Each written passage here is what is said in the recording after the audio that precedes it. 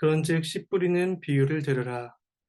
아무나 천국 말씀을 듣고 깨닫지 못할 때에는 악한 자가 와서 그 마음에 뿌려진 것을 빼앗나니 이는 곧 길가에 뿌려진 자요.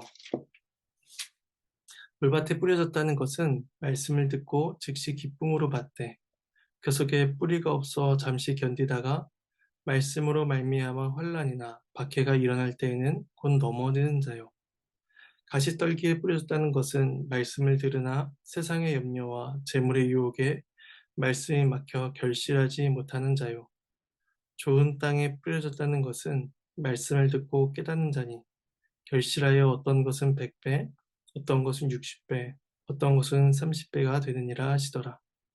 예수께서 그들 앞에 또 비유를 들어 이르시되 천국은 좋은 씨를 제밭에 뿌린 사람과 같으니 사람들이 잘 때에 그 원수가 와서 곡식 가운데 가라지를 덧뿌리고 갔더니 싹이 나고 결실할 때에 가라지도 보이거늘 집 주인의 종들이 와서 말하되 주여 밭에 좋은 씨를 뿌리지 아니하였나이까 그런데 가라지가 어디서 생겼나이까 주인이 이르되 원수가 이렇게 하였구나 종들이 말하되 그러면 우리가 가서 이것을 뽑기를 원하시나이까 주인이 이르되 가만두라 가라지를 뽑다가 곡식까지 뽑을까 염려하노라 둘 다 추수 때까지 함께 자라게 두라 추수 때에 내가 추수꾼들에게 말하기를 가라지는 먼저 거두어 불사르게 단으로 묶고 곡식은 모아 내 곳간에 넣으라 하리라.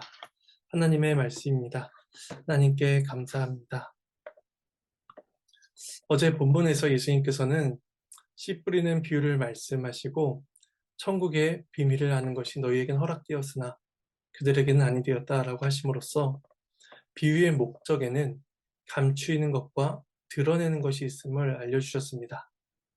그리고 오늘 본문에서는 씨 뿌리는 비유의 의미를 알려주시고 또 다른 비유인 알곡과 가라지 비유를 말씀해 주십니다. 우리는 오늘 말씀을 통해 천국의 비밀을 아는 기쁨을 누릴 수 있을 것입니다. 이 기쁨이 저와 여러분에게 가득하기를 소망합니다. 오늘 본문은 두 부분으로 나누어 볼 수 있습니다. 18절에서 23절은 씨 뿌리는 비유에 대한 예수님의 해석이며 24절에서 30절은 알곡과 가라지 비유입니다. 씨 뿌리는 비유에 대한 예수님의 해석을 살펴보도록 하겠습니다. 이 비유에서 씨는 천국 말씀을 의미하며 밭은 그 말씀을 듣는 사람의 마음을 의미합니다.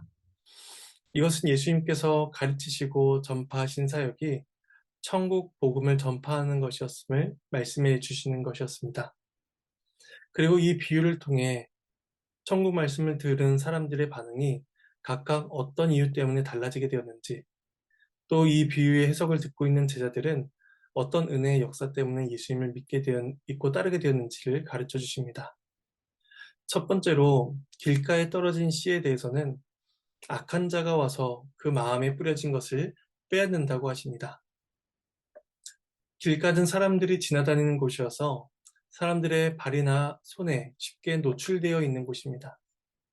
또한 길가는 사람들이 자주 다니며 발로 밟아서 단단하게 굳어진 땅을 의미하기도 합니다. 말씀의 씨가 뿌려지지만 단단하게 굳어 싹조차 틔우지 못하는 곳이며 마귀가 쉽게 접근하여 그 씨앗을 빼앗아 갈 수 있는 곳이기도 한 곳이 바로 길가인 것입니다. 길가와 같은 마음을 가진 자들은 당시의 바리새인들과 같은 종교 지도자들이라 생각할 수 있을 것입니다. 그들은 누구보다도 하나님의 율법을 가까이 하고 익숙한 자들이었지만 정작 그 마음과 성품은 단단하게 굳어져서 천국 말씀을 받아들이지 못하였습니다.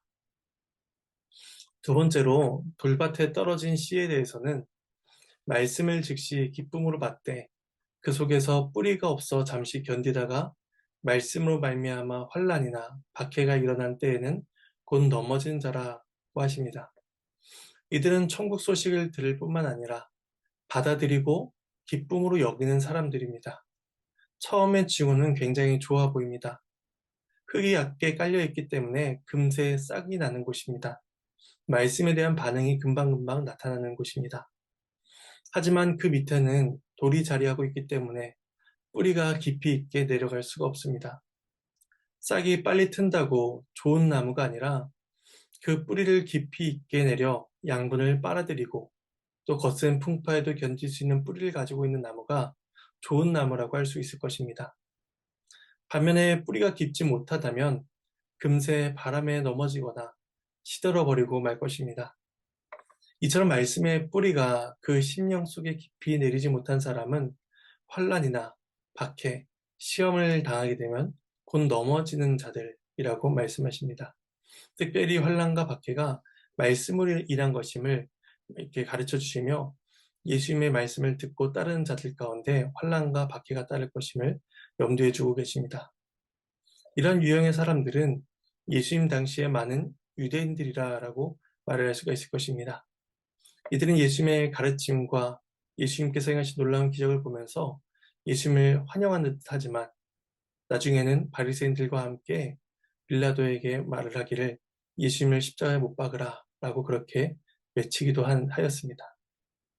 세 번째로 가시떨기에 뿌려진 씨는 말씀을 들으나 세상의 염려와 재물의 유혹에 말씀이 막혀 결실하지 못한 자라고 가르치십니다.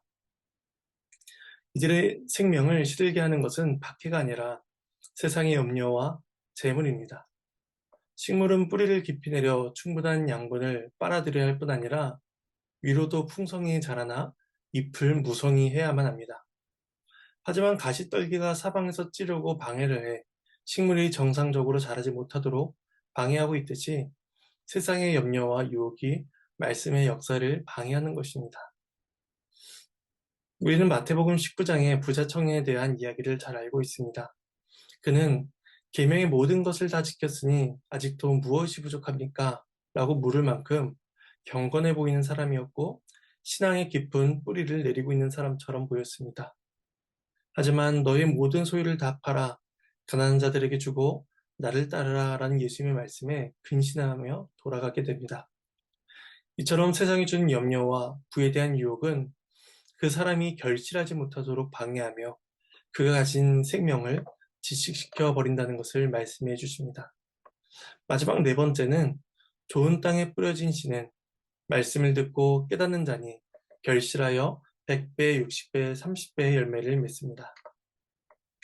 이들은 말씀을 듣고 깨닫게 되는데 깨달음은 결실이라는 결과를 만들어냅니다. 이 결실은 예수님께서 말씀하신 산상수훈의 교훈들과 같이 하나님 나라의 행위들을 가리킬 것입니다. 좋은 땅과 관련하여 기억할 것은 처음부터 좋은 땅은 없다는 것입니다.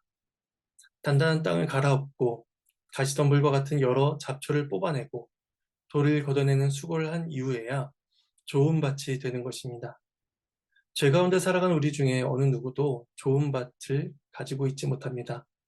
하나님께서 성령 하나님의 은혜 가운데 우리의 딱딱한 마음을 갈아엎어서 부드럽게 하시고 그 말씀을 받아들일 수 있는 심령의 상태를 만들어 주실 때에야 우리의 마음밭이 좋은 땅이 된다는 것입니다. 또한 좋은 땅과 관련하여 기억할 것은 예수님께서는 그 수확량에 대해서 말씀하지 않는다는 것입니다. 어떤 나무는 30배, 어떤 나무는 60배, 어떤 나무는 100배의 결실을 맺습니다.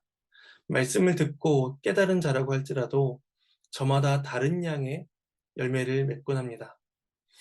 그러므로 이 비유에서 가르치신 것은 얼마나 많은 양의 열매를 맺느냐가 아니라 결실을 맺느냐에 있다는 것을 우리는 기억해야 할 것입니다.